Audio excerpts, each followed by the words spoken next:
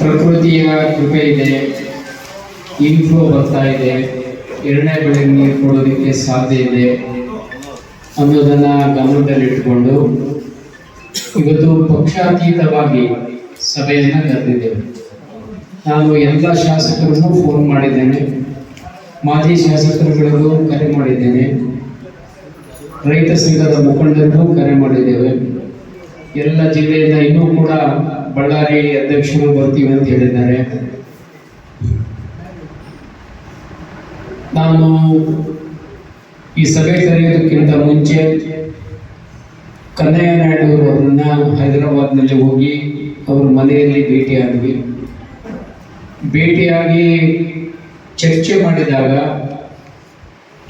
ಅವರು ಬಹಳ ಕ್ಲಿಯರ್ ಆಗಿದ್ದಾರೆ.